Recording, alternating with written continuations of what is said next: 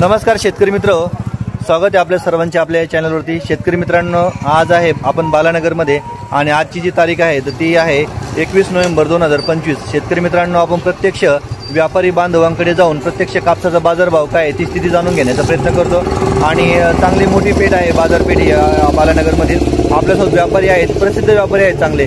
तुमचं नाव सांगा एकदा काय? प्रीतम कुमार बालके संतोषला, मी बीडकिनचा व्यापारी आहे। हां, बरं, तुम्ही किती वर्षापासून कापूस याच्यामध्ये आहेत? किती वर्षापासून? 25 वर्षापासून। बरं, काय तुमचा अनुभव 25 वर्षाचा आणि आताचा अनुभव काय?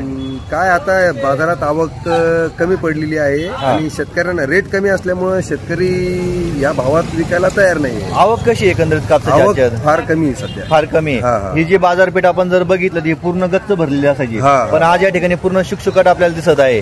त्याच्या मागचं काय कारण असू शकतं बरं? ते गावागावात काटे झालेले आहे आणि त्याच्यामुळे लोकांना कसं जागेवरच कापूस द्यायला परवडतं। बरोबर, बाजारात आल्यावर बाजाराला खर्च लागतो, त्या हिशोबानं लोक जागेवरच माल देऊ लागले। 6850 ची रेट आहे आज। आजचा कापसाचा बाजारभाव काय? 6850, म्हणजे 6850 रुपये आजचा कापसाचा बाजारभाव आहे।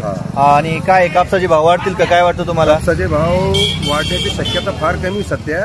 वाढले बी तर जानेवारी फेब्रुवारी मध्ये वाढते, पण तोपर्यंत माझ्या शेतकऱ्याला कापूस पूर्ण खराब होईल आणि प्रत्येकाचं कल जे ते गव्हर्नमेंट कडे जायचंय। बरं, पण गव्हर्नमेंटने खूप नियम आणि अटी लावले आहेत। खरेदी गव्हर्नमेंट कडे जाणार आहे माल जास्त त्यांच्याकडे, कारण 1000-1200 रुपयाचा तफावत असल्यामुळे लोक तिकडेच जास्त जातील।